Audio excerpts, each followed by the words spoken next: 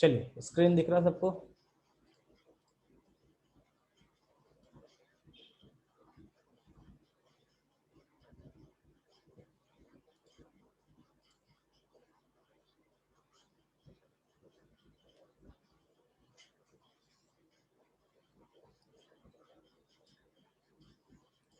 ठीक है।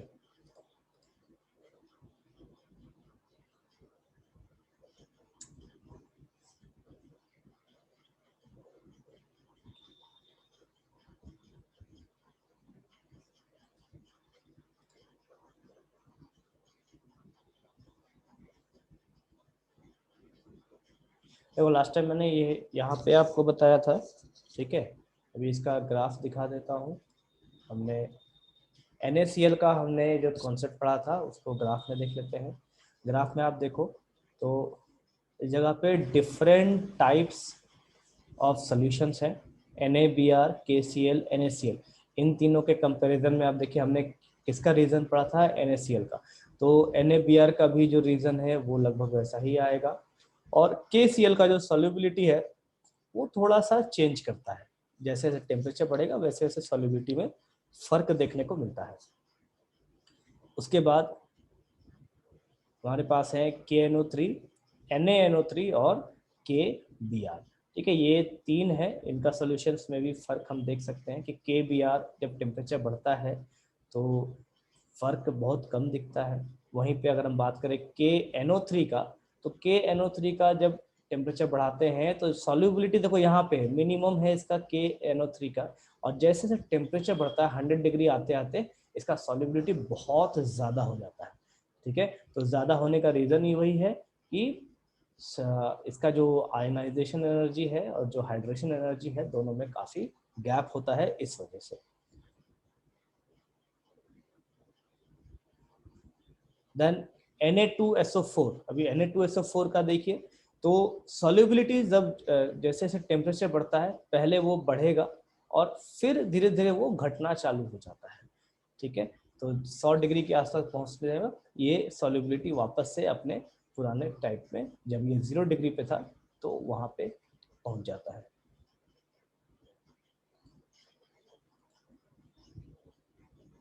ठीक है, देखो ये ग्राफ आपको याद करना नहीं है, तो इस ग्राफ से कोई खास लेना देना नहीं, मैं सिर्फ आपको दिखा रहा हूँ कि किसका किस टाइप से सॉल्युबिलिटी में फर्क पड़ता है। देन अभी हम बात करते हैं solubility of solid in a liquid. सबसे पहला कंडीशन देखो, सॉल्युबिलिटी दो टाइप के हमने देखा है, एक तो सॉलिड का लिक्विड में और दूसरा है गैस का लिक्विड में। तो दोनों में से सबसे पहला solubility of solid in a liquid. ठीक, उसका हमने टेम्परेचर का इफेक्ट देख लिया। अभी नेक्स्ट है हमारा प्रेशर का इफेक्ट।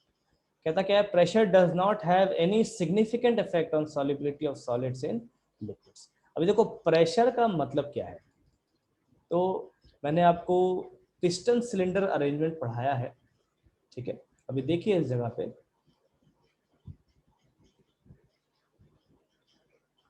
स्क्रीन नहीं दिख रहा क्या?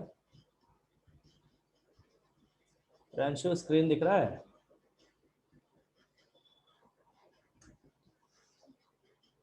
नहीं,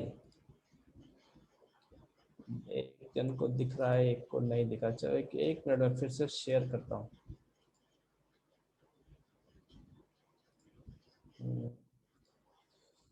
अभी दिख रहा है? देखिए सब अभी दिख रहा है?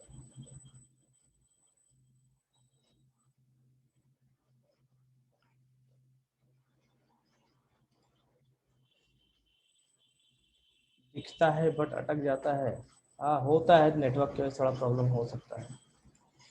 ठीक है, चलो आगे बात करते हैं। देखो हमने पढ़ा है पिस्टन सिलेंडर अरेंजमेंट। उसमें हमने क्या देखा था कि एक पिस्टन है, सॉरी एक सिलेंडर है और इसमें हमारे पास एक पिस्टन है। ठीक है, ये इसका इस तरीके से अरेंजमेंट देखने को मिलता है। अब हम क्या करेंगे, यहाँ पे मान लीजिए एक लिक्विड ले लेते हैं। ये लिक्विड का सरफेस है और इस लिक्विड में हम देखते हैं कि इसके ऊपर में यहाँ पे गैस का मॉलिक्यूल्स।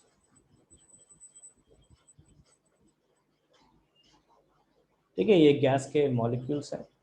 ठीक, एक सेकंड, अरे क्या बात कर रहा हूँ। सॉरी गैस नहीं, हम क्या पढ़ रहे हैं, solubility of solid in a liquid. ठीक है, सॉलिड्स इन ए लिक्विड्स की बात कर रहा हूँ मैंने। आप एक सेकेंड, इसको मैं रिमूव कर देता हूँ। ठीक है, अभी देखो एक चीज कि कोई भी सॉलिड है मेरे पास, ठीक है, मान लीजिए हम इस टाइप का कोई एक सॉलिड ले लिए। अब हम क्या करते हैं, इसमें प्रेशर अप्लाई करते हैं। ठीक है, भाई प्रेशर अप्लाई करेंगे तो क्या इसका साइज डिक्रीज करेगा? क्या ये संभव है कि इसका साइज डिक्रीज करता हो? स्क्रीन नहीं दिख रहा है, अरे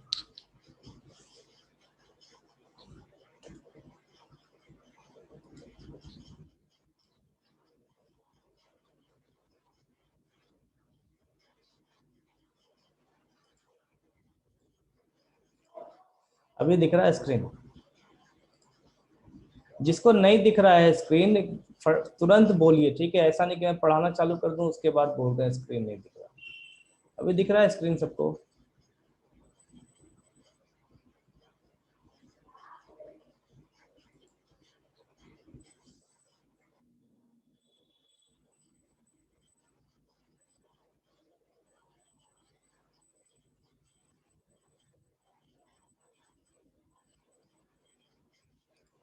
ठीक है,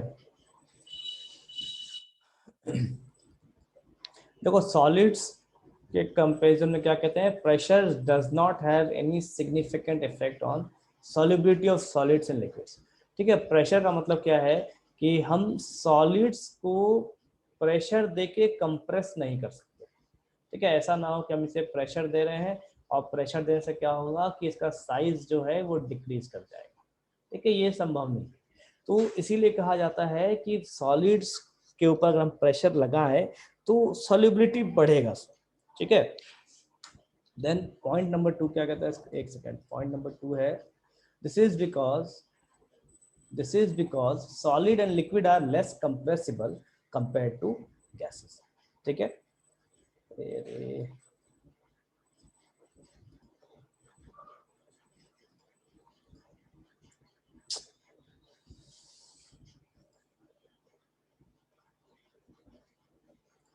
then types of solutions based on solubility. Solubility के ऊपर कितने कितने टाइप्स के सॉल्यूशंस होते हैं उसको हम देखेंगे। सबसे पहला सैचुरेटेड सॉल्यूशन, दूसरा अनसैचुरेटेड सॉल्यूशन और तीसरा सुपर सैचुरेटेड सॉल्यूशन।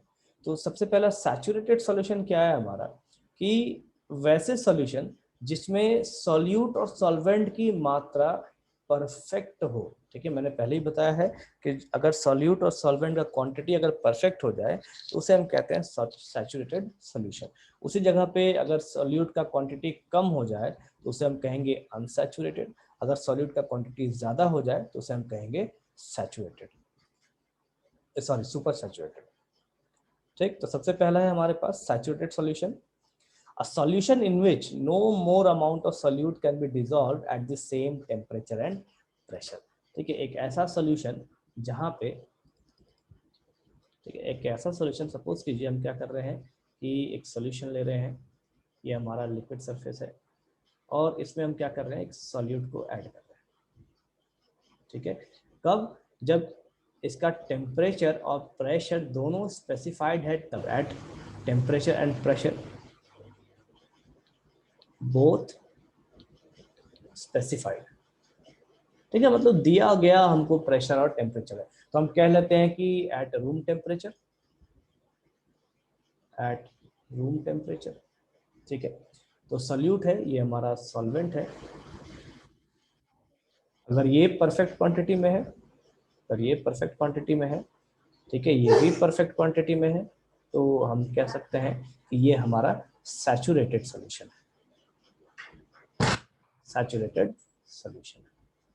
ठीक है, देखो इसी तरीके से जैसे मैं अभी ड्राइंग बना रहा हूँ, एक लाइन यहाँ पे लिखा गया है और इस लाइन के ऊपर ये ड्राइंग बन गया। ठीक है, तो इस तरीके से आप इसको बना सकते हैं, इस तरीके से आप इसको ऐड कर सकते हैं। देन नेक्स्ट पॉइंट,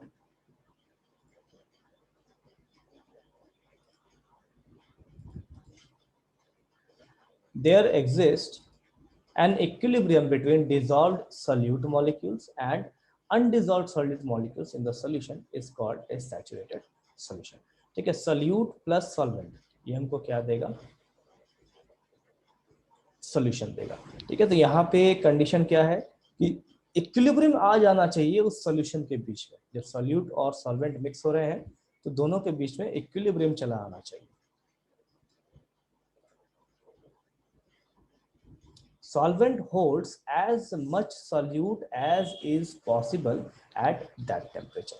ठीक है, तो इसका मतलब क्या है, अब जैसे देखो कि हम अगर कोई रिएक्शन ले रहे हैं, किसी भी चीज का सोल्यूशन अगर बना रहे हैं, तो सोल्यूशन किस वक्त पे देखा जाता है, ये देखा जाता है रूम टेम्परेचर पे जनरली। ठीक है, अगर लैब में काम कर रहे हैं तो रूम टेम्परेचर देखेंगे, तो यहाँ पे टेम्परेचर हमारा कितना हो जाएगा, चाहे तो 25-27 ऐसा टेम्परेचर रहेगा हमारे पास। प्रेशर हम ले सकते हैं, एटमॉस्फेरिक प्रेशर है हमारे पास। तो ये इस कंडीशन में कोई भी सॉल्वेंट कितना सोल्यूट ले सकता है।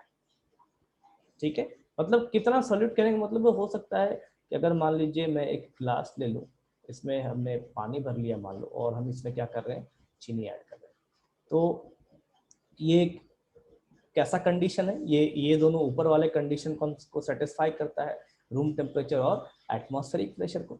तो सपोज कीजिए कि इसमें 10 टीस्पून हमने डाला शुगर का, और ये उसके बाद मतलब सैचुरेट हो गया। सैचुरेट कहने का मतलब है कि इसके बाद ये और नहीं ले सकता।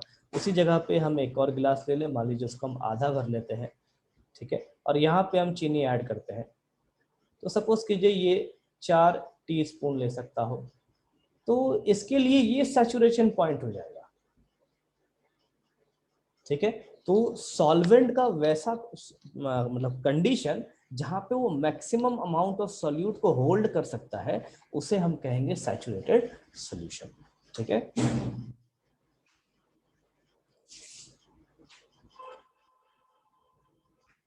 अनडिसॉल्व्ड सॉलिड रिमेन्स इन फ्लास्क। तो अब यहाँ पे देखो कंडीशन क्या अराइज होते हैं।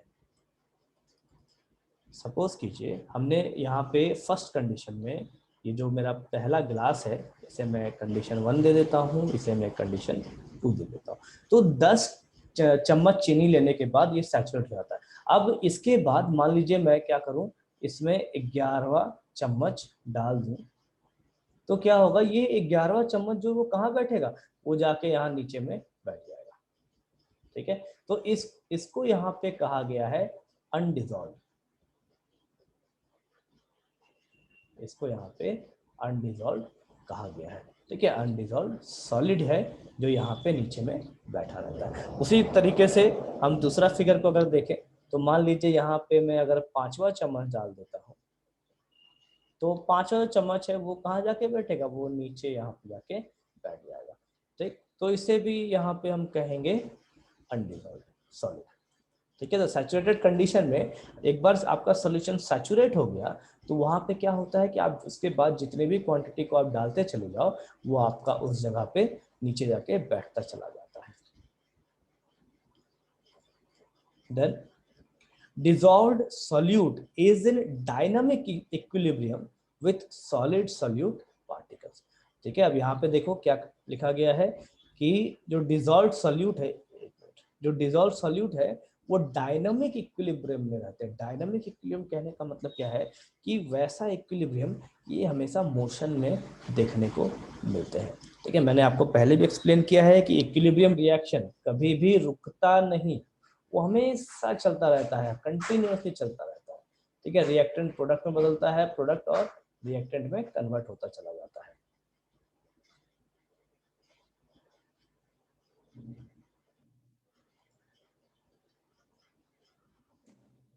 Then what is dynamic equilibrium. अब चलो डायनामिक इक्विलिब्रियम देखते हैं। When a solid solute is added to the solvent, some solute dissolve, which is called dissolution। ठीक है, अभी जैसे हम एक गिलास पानी ले रहे हैं, उस एक गिलास में हमने 10 चम्मच चीनी लिया था, तो 10 चम्मच चीनी जो घुल गया वो कहलाता है डिसोल्यूशन। ठीक है, और जो 10 चम्मच के अलावा होता है उसको हम डिसोल्यूशन नहीं कहते। तो some solute particles collide with other solute particles and get separated out of the solution, which is called crystallization। ठीक है, तो दो प्रोसेस यहाँ हमको देखने को मिला। जो घुल रहा है उसे हम डिसोल्यूशन कहेंगे, ठीक है, और जो नहीं घुल रहा, जो सॉलिड के रूप में बाहर हमको मिलता है, उसे हम क्रिस्टलाइजेशन कहेंगे।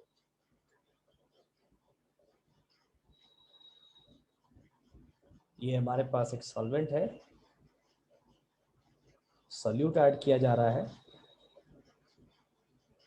ठीक है। देखो कितने नंबर ऑफ सॉल्यूट्स हैं, 1 2 3 4 5 6 7 8, ठीक है। तो कंसीडर कीजिए 7 क्वांटिटी है जो यहाँ पे ऐड हो रहा है।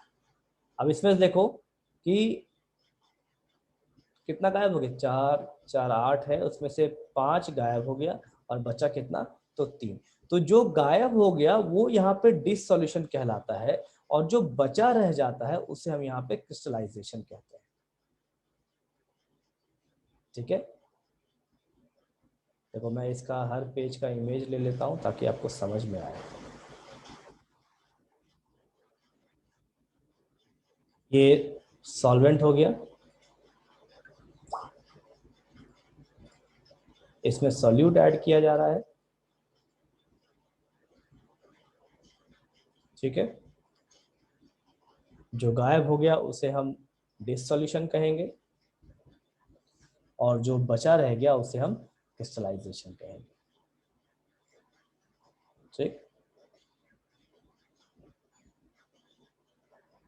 Then dynamic equilibrium. When the process of dissolution and crystallization started to occur at the same rate under such conditions, ठीक है, जब डिसोल्यूशन और क्रिस्टलाइजेशन दोनों प्रोसेस चल रहा हो किसी खास कंडीशन पे, चाहे रूम टेम्परेचर हो, एटमॉस्फेरिक प्रेशर हो, तो the number of solute particles going into the solution, ठीक है, जो सोल्यूट पार्टिकल जो सोल्यूशन में जा रहे हैं जिसका हम डिसोल्यूशन कहते हैं, is equal to the number of solute particles separating out of the solution, ठीक है।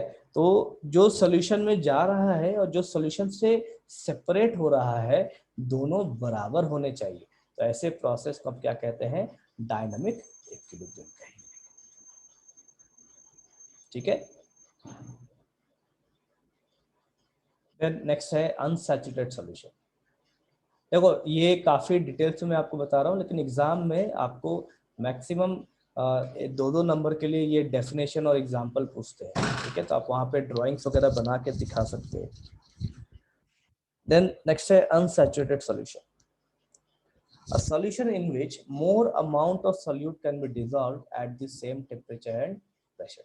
हम क्या कर रहे हैं कि उसी टेम्परेचर पे सॉल्यूट को डालते जा रहे हैं और वो डिसॉल्व करता जा रहा है, तो वैसे सॉल्यूशन को हम अनसैचुरेटेड सॉल्यूशन कहेंगे। The amount present is less than that in A saturated solution, ठीक है। यहाँ पे क्या है, जो अमाउंट होता है वो एक्चुअल में सैचुरेटेड सॉल्यूशन से कम होना चाहिए। इसका डेफिनेशंस वगैरह आपको नोट्स में भी दिया गया है, तो आप वहां से भी याद कर सकते हैं। Then next है super saturated solution, a solution in which there is more amount of solute than that is present in a saturated solution, ठीक है। saturated solution में जो solute होते हैं उससे कहीं ज्यादा यहाँ पे solute present होना चाहिए, तो उसको हम super saturated solution कहेंगे। जैसे देखो चीनी, आपने जलेबी के दुकान में देखा है, जलेबी को चलाते हुए उसका जो चाशनी होता है उसमें चीनी काफी बैठा हुआ होता है नीचे, ठीक है। तो चीनी के जो बैठा चीनी है उसको हम सुपर सैचुरेट कह सकते हैं। Then solvent holds more solute than is normally possible at that temperature। यहाँ पे सॉल्वेंट ज्यादा होता है जो नॉर्मली होना चाहिए। देखिए एग्जांपल है,